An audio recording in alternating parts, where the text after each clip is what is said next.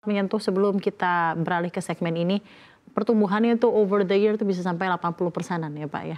Strateginya adalah focusing on landed residential. Bisa dielaborasikan lebih lanjut Pak?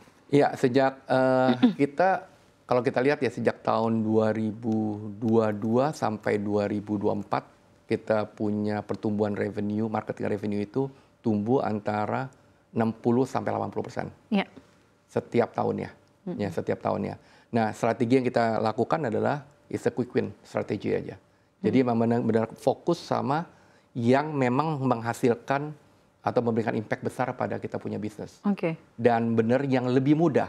Kita nggak mau masuk ke pasar-pasar yang menarik, opportunities, tapi juga akan lebih sulit untuk dikerjakan. Tapi kita akan pilih yang satu atau dua industri, dua subsektor yang benar-benar kita mudah untuk lakukan dan pasarnya continuous. Dan apa itu adalah landed dan logistik. Itu. Jadi dua hal itu yang kita fokus ya. Kita nggak main yang kalau dulu kita main satu apartemen 4.000 meter, 6.000 meter, 1 hektar tanah. Sekarang kita main di 100 hektar ya kan minimal ya kan 80 hektar untuk support kita punya residential.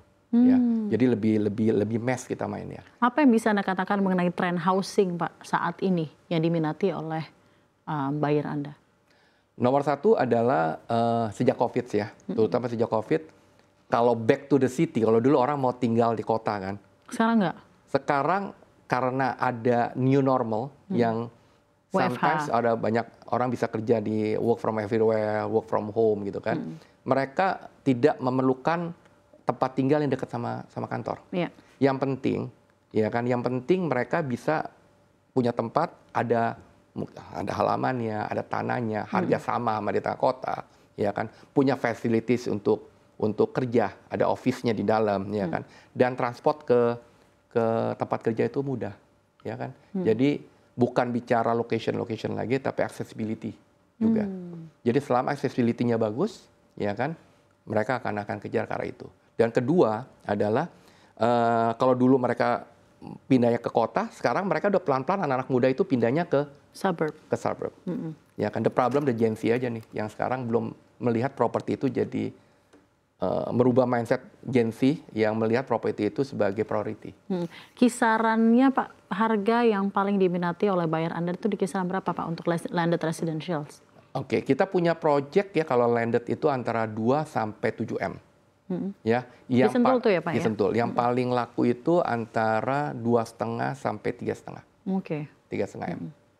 Tapi pasar-pasar yang 4 M, 5 M ya banyak juga. Tentunya ya Pak ya, 2,5 sampai 3,5. Berarti kan peran KPR ini masih luar biasa ya Pak? Masih luar biasa. Sekarang 80%, 90% KPR. 80% Pak? Oh, oke.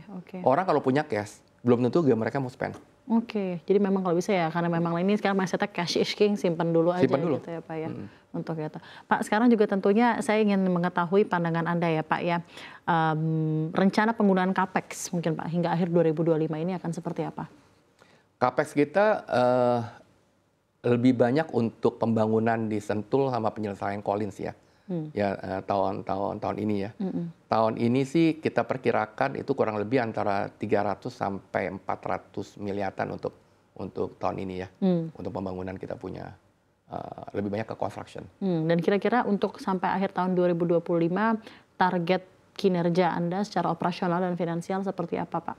Tadi juga baru mungkin sedikit saya info Pak. Tadi Ibu Sri Mulyani baru saja mengumumkan ada revisi proyeksi pertumbuhan ekonomi Indonesia. Sudah di-expect itu?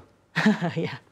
Saya rasa bakal tapi akhirnya sudah keluar langsung dari mulutnya gitu ya Pak. Yang tadi RAPBN 2026 tuh di 2025 ini di 5,2%. Ini tadi baru direvisi langsung gitu ya oleh Ibu Sri Mulyani menjadi 4,7 sampai 5%. Jadi rentang sih Pak gitu ya. Tanggapan Anda seperti apa dan apakah ini juga akan berpengaruh terhadap kinerja dari industri yang Anda geluti Pak? Saya rasa kalau masalah pertumbuhan ya itu saya udah expect ya kalau yang bicara dulu sempat 5,5 ya. Iya. 5,2 ya saya rasa di tengah situasi kayak sekarang sih rasa agak terlalu optimis ya. Saya malah memperkirakan yang realistis antara 4 sampai 4,2%. 4 ya. Kemarin sih 4,87 sih Pak Kiwan. Ya, saya perkirakan antara 4,2% kalau saya perkirakan ya kan. Dan itu yang pertama. Yang kedua adalah pasar Indonesia sebenarnya masih kuat. Cuma the problem adalah uang yang beredar ini nih kurang nih. ya kan. Jadi the real sector ini kayak di properti aja. Kita pembangunan yang menjadi masalah utama nanti akan funding lagi. Uang untuk pembangunan.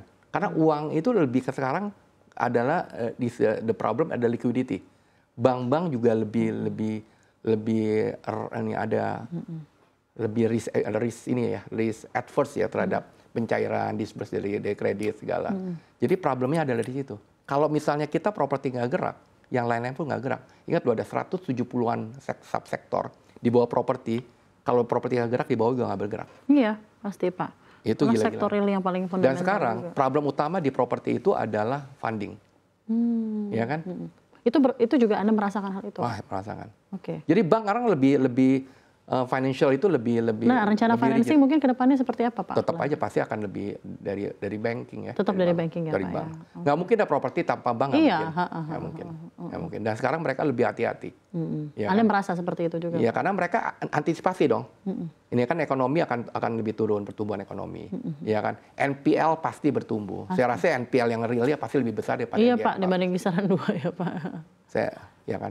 Yang di expose juga pasti lebih rendah daripada yang sebenarnya harusnya. Baik, Ya kan? Pak Ishak sudah menarik Pak ini. Jadi tentunya mungkin di kesempatan kali ini mungkin ini saat yang tepat juga Pak. Apakah dari Anda selaku pelaku industri dari properti Pak ada aspirasi dari pemerintah, regulasi apa yang sebenarnya perlu dikerahkan gitu ya Pak di saat-saat yang memang sedang begitu tidak pasti ini dari segi moneter gitu ya, segi fiskal, kebijakan-kebijakan berupa insentif atau surplus untuk properti untuk meningkatkan daya beli masyarakat. Apa harapan Anda, apa aspirasi Anda?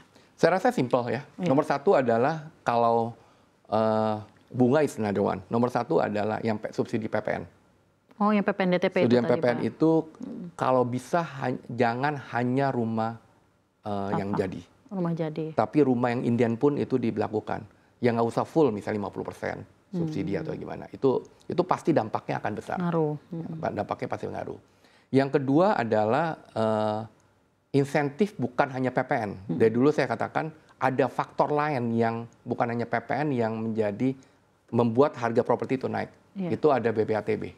Ya. Ya kan? Kalau BPATB itu bisa dihilangkan untuk berapa tahun ke depan, itu akan menarik juga. Ketiga, sebenarnya yang dicanangkan oleh zamannya Pak Jokowi dari dulu nih, itu adalah kepemilikan orang asing. Jangan hanya wacana aja, Ya. ya kan? Tapi benar-benar dari atas bisa dijalanin di bawah. Sekarang di bawah pun masih belum jalan nih kepemilikan. Banyak orang yang belum bisa nih jalanin dengan orang asing sebagai pembeli, ya kan? Masih polanya adalah sewa jangka panjang. Saya rasa yang quick win itu aja ya. Ya, yang saya rasa Tapi itu either way, even quick win itu kalau diterapkan bisa langsung ada dampak dan manfaatnya. Pasti. Luar biasa ya. pasti. Yang tadi bilang ini PPN-DT yang subsidi PPN itu kalau misalnya untuk properti yang Indian juga diberlakukan, saya rasa itu akan lumayan ini ya. Oke. Lumayan dongkrak 11% loh. Ya,